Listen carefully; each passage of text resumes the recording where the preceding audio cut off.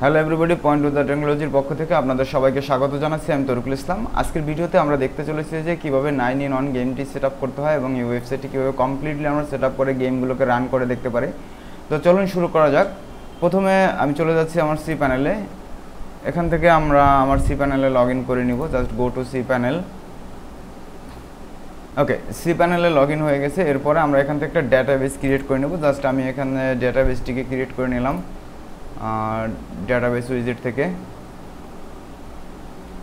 ওকে, নেব, সেটা নাম দিলাম 9-in-1 নামের একটা ডাটাবেস আমি ক্রিয়েট করে নিলাম। আপনারা আপনাদের ইচ্ছা মতো করে ডাটাবেসটি ক্রিয়েট করে নেবেন। দেন নেক্সট স্টেপে ক্লিক করলাম। ওকে, পাসওয়ার্ড জেনারেটে ক্লিক করে আমরা এখান থেকে একটা পাসওয়ার্ড জেনারেট করে নিলাম এবং কপি করে রাখলাম। Then use this password and create user.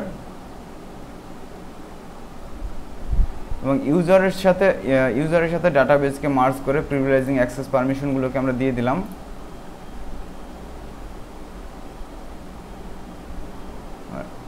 ওকে, আমার ডাটাবেসের সাথে ইউজার মার্জ হয়ে গেছে এবং পারমিশনগুলো দেওয়া হয়ে গেছে। এরপরে আমাকে আমার সোর্স কোডে যেতে হবে এবং সোর্স কোডে গিয়ে আমার এই ডাটাবেসের নামগুলোকে চেঞ্জ করতে হবে। তো আমার আমি জাস্ট ডাটাবেসের যে পাসওয়ার্ডটি ইউজ করবো, আমরা ডাটাবেসের পাসওয়ার্ডটা আমরা একটু চেঞ্জ করে নেই,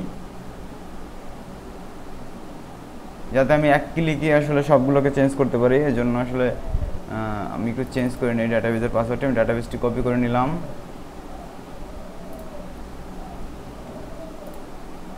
দেন আমি এখানে পাসওয়ার্ডটি ইউজ করলাম। আমার ইউজার নেম যেটা রাখলাম, আমার ডাটাবেসের পাসওয়ার্ডও সেম রাখলাম এবং ডাটাবেস নেমও আমি সেম রাখলাম, যাতে আমি খুব সহজেই চেঞ্জ করতে পারি।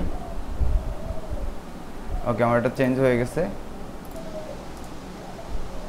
ওকে, আমার পাসওয়ার্ডটি সেভ করা হয়ে গেছে। দেন আমি পাসওয়ার্ডটি নিয়ে সুন্দরভাবে আমি আমার ডাটাবেসের সোর্স কোডে চলে যাচ্ছি এবং আমি সোর্স কোড থেকে সরাসরি আমার দেখতে পাচ্ছেন যে আমি এই যে 9-in-1 গেমের যে সোর্স কোডটি রয়েছে, সোর্স কোডটি আমি এখানে ওপেন করে নিয়েছি।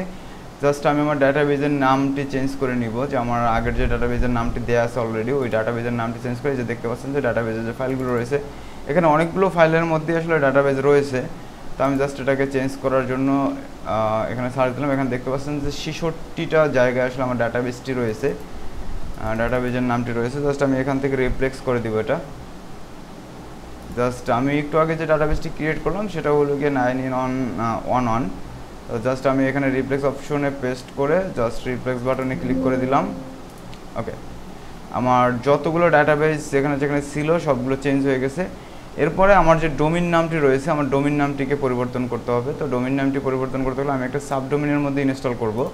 তো সাবডোমিনের মধ্যে ইনস্টল করার জন্য আমাকে যেটা করতে হবে, সাবডোমিনটি ক্রিয়েট করে নিতে হবে। তো আমি ইতিমধ্যে আসলে আমার সাবডোমিনটি ক্রিয়েট করে নিয়েছি।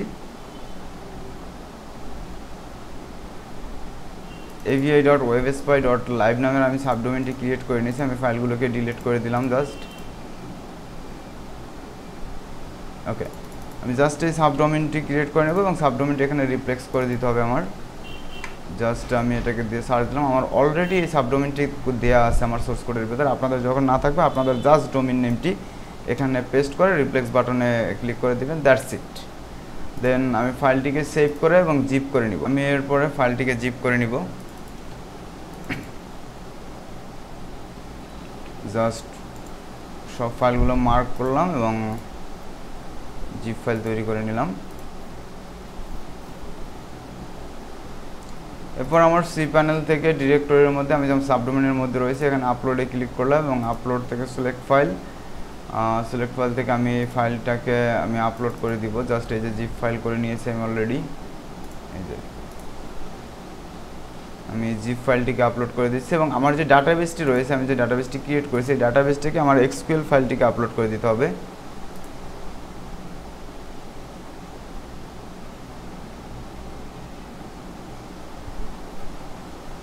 আমরা এখানে 9-in-11 মানে 1 নামের যে ডাটাবেস রয়েছে এটা ব্ল্যাঙ্ক রয়েছে। আমরা এখানে ইম্পোর্ট অপশন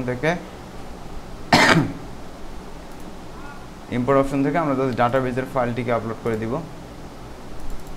এখানে আমার ডাটাবেসের ফাইলটি রয়েছে, জাস্ট সিলেক্ট করলাম এক্সকিউএল ফাইল, ইম্পোর্ট।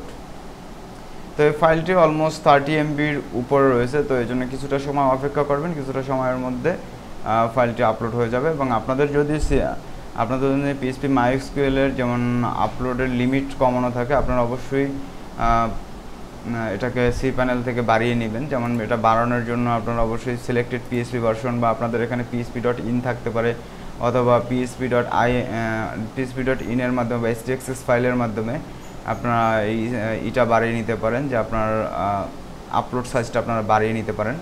তো আমি জাস্ট আমার এখানে বাড়ানো আছে, অলরেডি 1 GB করা আছে। তারপর আপনারা এখান থেকে দেখিয়ে দিচ্ছি, জাস্ট অপশন থেকে এসে আপনারা এই যে এখান থেকে execution time, import time and maximum import এবং পোস্ট ম্যাক্সিমাম সাইজ এবং আপলোড ম্যাক্সিমাম সাইজ এখানে 1 GB মতো 1 GB করা আছে আমার। তো আমার অলমোস্ট ফাইলটি আপলোড হয়ে গেছে, জাস্ট কিছুটা সময় নেবে এটা প্রসেস হতে। আমি একটু রিফ্রেশ করে দেখি।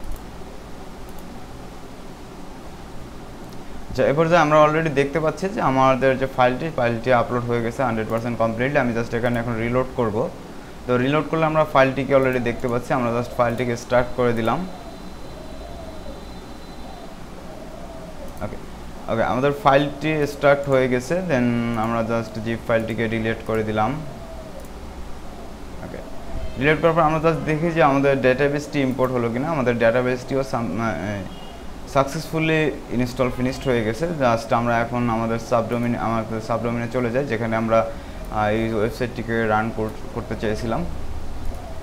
ওকে, এই যে আপনারা দেখতে পাচ্ছেন যে আমাদের ওয়েবসাইটটি অলরেডি রান হয়ে গেছে। এরপর যে আমরা একটা ইউজার ক্রিয়েট করে নিতে পারি এবং আমাদের পেমেন্ট প্রসেসগুলোকে কমপ্লিট করে দেন আমরা গেমগুলোকে খেলতে পারি। তো এর আগে আমাদের যেটা করতে হবে, গেমগুলোকে অটোমেটেড সেটআপের জন্য আমাদেরকে ক্রোন জব সেটআপ করতে হবে। তো ক্রোন জবগুলোকে আমি অলরেডি সেটআপ করে নিয়েছি। আমি জাস্ট আপনাদেরকে প্রসিডিউরটা দেখিয়ে দিচ্ছি। জাস্ট ক্রোন জবে চলে আসবেন। ক্রোন জবে চলে আসার পরে এখানে আপনারা দেখতে পাচ্ছেন যে এই যে ক্রোন জব ফাইলটি, এখানে ম্যাক্সিমাম আপনারা 1 মিনিট দিবেন সাধারণত। যেমন আমি এডিট অপশন থেকে এখানে আপনার এই যে পার্টটি রয়েছে, আমার যে পার্টটি, এখানে আপনাদের পার্টটি এখান থেকে চেঞ্জ হবে। যেমন এখানে ইউজার লোকাল বিং পিএইচপি দেন হোম দেয়া আছে। এখানে আপনাদের cPanel-এর যদিও হোম অপশন থেকে সাধারণত cPanel হোম অপশনই থাকে। তো হোম থাকার পর আমার যে cPanel-এর ইউজার নেম, এখানে ইউজার নেমটি, এখানে আপনাদের cPanel-এর ইউজার নেমটি ইউজ করবেন এবং আপনাদের ডোমেইন পাথ ইউজ করবেন। এখানে যদি আপনাদের রুট ডোমেইনে ইউজ করা হয়, সেক্ষেত্রে আপনাদের পাবলিক HTML লেখা থাকবে। এবং যদি রুট ডোমেইনে ইউজ না করা হয়, সেক্ষেত্রে যদি কোনো সাবডোমেইন ইউজ করেন বা কোনো অ্যাড অন ডোমেইন ইউজ করেন, তো ডোমেইন পার্টটি আপনারা দিয়ে দেবেন। দেন boot.php, তো আপনারা এভাবে দিয়ে দেবেন। আর এখানে আপনাদের ক্ষেত্রে আপনারা এখানে 1 মিনিট বসাবেন, যেহেতু আমার সার্ভার সাধারণত 5 মিনিট পর রিফ্রেশ করে। তো সেক্ষেত্রে আমার 5 মিনিট বসানো, কারণ আপনারা এটাকে সবগুলোকে 1 মিনিট করে দেবেন। শুধু বুট 1 অ্যান্ড বুট 2 এই দুইটাকে আপনারা শুধুমাত্র 2 মিনিট অ্যান্ড 3 মিনিট করে রাখবেন। আর বাকি সবগুলো হবে গিয়ে 1 মিনিট। আপনারা এটার একটা স্ক্রিনশট রেখে দিতে পারেন এবং এই স্ক্রিনশট অনুসারে আপনারা এটাকে সেট আপ করে নিতে পারেন।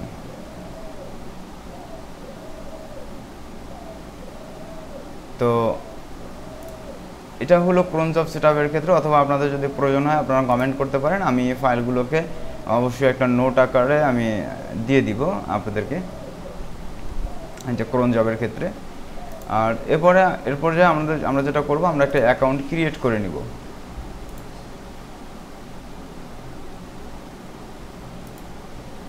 ওকে, আমরা জাস্ট এখান থেকে একটা অ্যাকাউন্ট ক্রিয়েট করে নিই। জাস্ট আমি এখানে আমার ফোন নাম্বারটা ইউজ করলাম।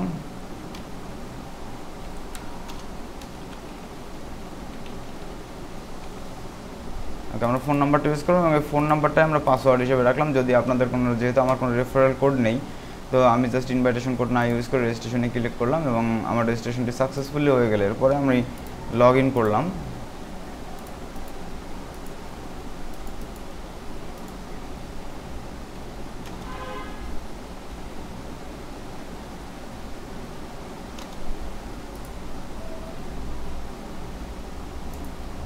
ওকে, আমার অ্যাকাউন্টে লগ ইন হয়ে গেল। তো লগ ইন হওয়ার পর আমাকে যেটা করতে হবে,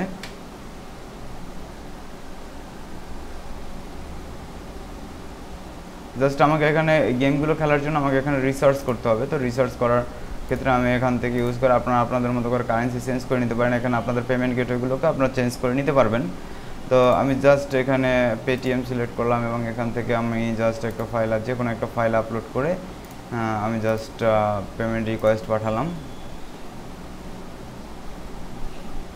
অবশ্যই পেমেন্ট রিকোয়েস্টটা আমার এখন পর্যন্ত প্রসেসে আছে, আমার অ্যাকাউন্টে এখনও পর্যন্ত পেমেন্ট সেটটি কমপ্লিটভাবে হয়নি।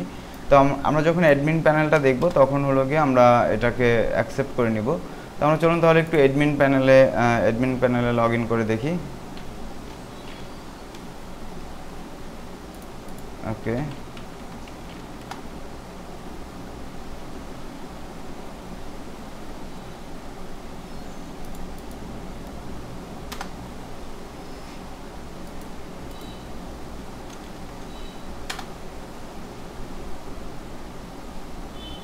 আমরা জাস্ট অ্যাডমিন প্যানেলের ইউজার নেম এবং পাসওয়ার্ড দিয়ে আমরা লগ ইন করে নিলাম। এরপরে আমরা দেখতে পাবো যে এখানে আমার যে রিসার্চ রিকোয়েস্টটি রয়েছে, রিসার্চ রিকোয়েস্টটি আমার চলে আসছে, যে দেখতে পাচ্ছেন আমার ফোন নাম্বার থেকে একটা রিসার্চ রিকোয়েস্ট এখানে আমার চলে আসছে। তো আমি জাস্ট এটাকে অ্যাপ্রুভাল করে দিলাম। ওকে, এবার যে আমি যদি আমার ওয়েব পেজটি রিফ্রেশ করি, আমরা দেখতে পাচ্ছি যে এখানে আমি একটা বোনাস পেয়েছি $75, মানে 75 রুপিস অ্যান্ড 575 রুপিস আমার এখানে ডিপোজিট হয়ে গেছে। আপনার ফার্স্ট ডিপোজিটের ক্ষেত্রে আপনি চাইলে বোনাসটি সেট করতে পারেন, এবং বোনাস যদি আপনি সেট করতে না চান সেটাও আপনি পারেন। তো এরপরে আমরা এখান থেকে গেমগুলোকে ওপেন করে দেখি। এখানে দেখতে পাচ্ছেন যে আপনার এই যে গেমগুলো রয়েছে এবং এটার কাউন্টডাউন চলতেছে। ওকে, আপনারা দেখতে পাচ্ছেন আপনারা যে কোনো গেম এখান থেকে আপনারা গেমগুলোকে খেলতে পারেন। যেমন এখানে গেমে ক্লিক করার পর আপনার কত অ্যামাউন্টের গেম খেলতে চাচ্ছেন এবং কত গুণ চাচ্ছেন আপনারা সেই জিনিসগুলোকে এখানে সেট করে দেবেন। এখানে যদি 10 সেট করেন, এখানে যদি 5 দেন, তাহলে 1 + 5 = 6 60 টাকা আপনার এখান থেকে কেটে নেবে। দেন কনফার্ম, দেন সাকসেসফুলি আপনার এখানে গেমের অর্ডারটি হয়ে যাবে। যখন এটা গেমটা শেষ হবে আপনার এখানে রেজাল্ট শো করবে যে আপনি উইন হলেন নাকি লস করলেন। তো এভাবে প্রত্যেকটা গেমই চলে। যেমন এখানে এই যে গেমটি রয়েছে আন্দার বাহার, ঠিক আছে, এটার ক্ষেত্রে ঠিক একই সিস্টেমে।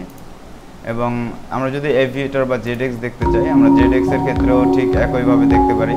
এই যে দেখতে পাচ্ছেন যে জেডএক্স রান আছে অলরেডি, ঠিক আছে।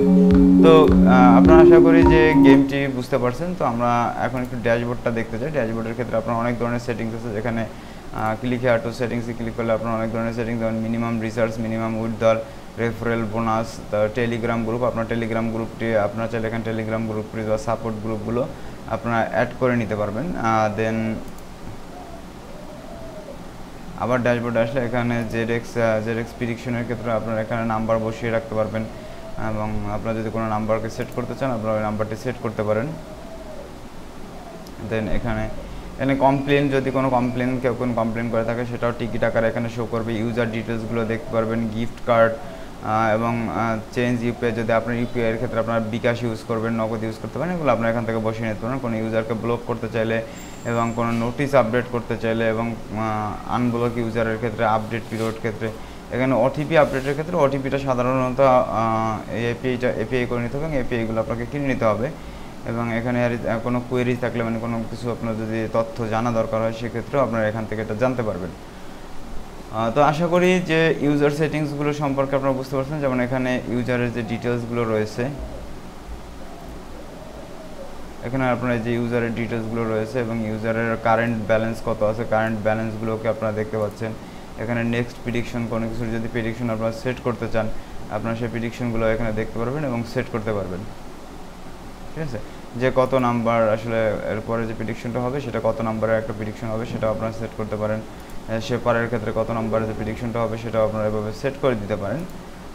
দেন রিওয়ার্ডের ক্ষেত্রে আপনারা চাইলে কাউকে রিওয়ার্ড দিতে চাচ্ছেন সেই রিওয়ার্ডগুলোকে এখানে সেট করা যাবে। এবং উইথড্রল রিকোয়েস্টের ক্ষেত্রে যদি কেউ পেমেন্ট উইথড্রল রিকোয়েস্ট পাঠায় আপনারা এখান থেকে অ্যাকসেপ্ট এবং ডিনাই করতে পারেন।